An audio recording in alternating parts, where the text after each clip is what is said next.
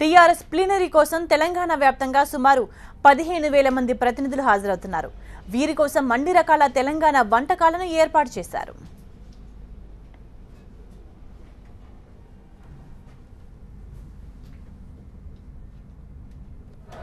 TRS plenary అంటేనే రాజకీయ తీర్మానాలతో పాటు రుచికరమైనటువంటి వంటకాలు కూడా ఉంటాయి.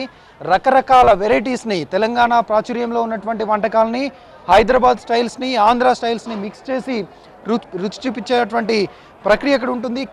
మెనూ ప్రిపేర్ చేస్తూ ఉంటారు. ఎందుకంటే గతంలో ఎప్పుడు ప్లీనరీలు జరిగినా కానీ దానికి సంబంధించిన మెనూలన్నీ కూడా కేసీఆర్ చేతుల మీదుగానే ఉంటుంది, తయారవుతూ ఉంటుంది.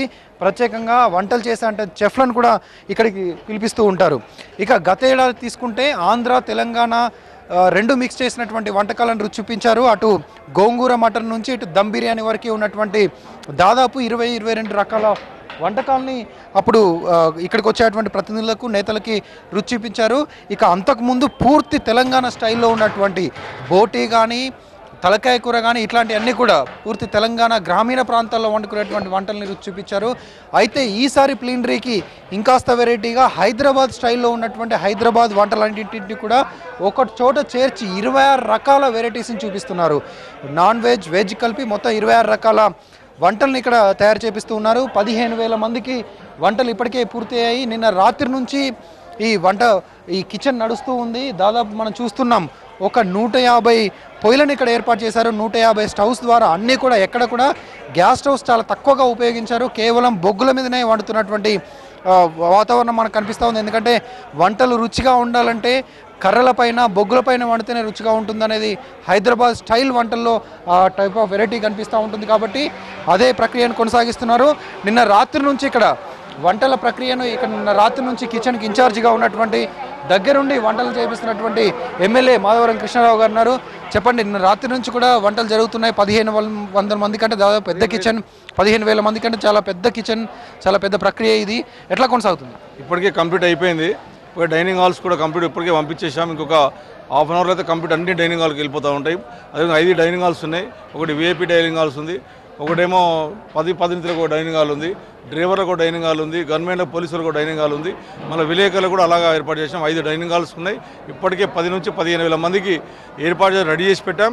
ఇంకా అవసరం అంటే కూడా ఇంకా 4-5 మందికి కూడా సిద్ధంగా చేసి పెట్టడానికి సిద్ధంగా. తెలంగాణ వచ్చినాక మొదటిసారి పూర్తిగా తెలంగాణ గ్రామీణ ప్రాంతాల్లో ఉండే వంటకాలు రుచి చూపించారు.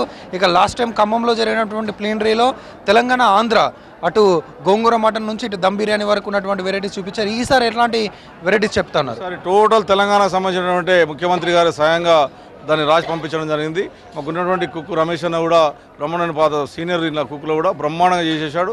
ఓన్లీ తెలంగాణకు సంబంధించినటువంటి గుమ్మగుమ్మలాడేటటువంటి 26 రకాలుగా ఇక్కడ ఏర్పాటు చేసాం. ఇప్పటికే పూర్తి అయిపోయింది. 12 గంటల తర్వాత లంచ్ కూడా ఏర్పాటు చేస్తాం. రమేష్ గారు చెప్పండి, ఎందుకని మిమ్మల్ని చూజ్ చేసుకున్నారు కేసీఆర్ గారు?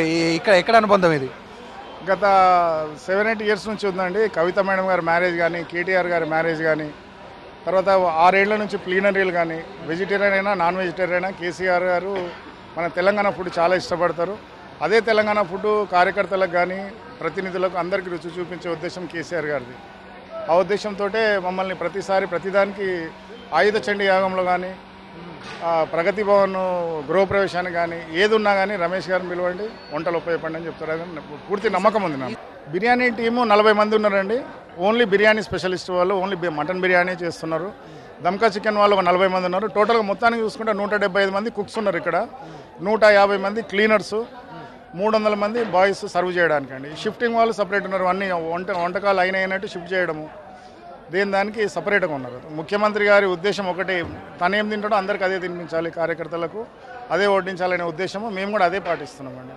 ప్రతి ఒక్కరికి ఒకటే మెనూ, అందరికి అదే సమానంగా. మొత్తంగా ఆహారం అనేది ప్లీనరీలో చాలా వెరైటీ ఐటమ్గా వస్తున్నటువంటి పరిస్థితి. గత ప్లీనరీ నుంచి కూడా చాలా శ్రద్ధ తీసుకొని ముఖ్యమంత్రి కేసీఆర్ స్వయంగా మెనూను ప్రిపేర్ చేసి అందిస్తున్నటువంటి ఈ ప్రిపరేషన్స్ అన్ని ఇలా కొనసాగుతున్నాయి.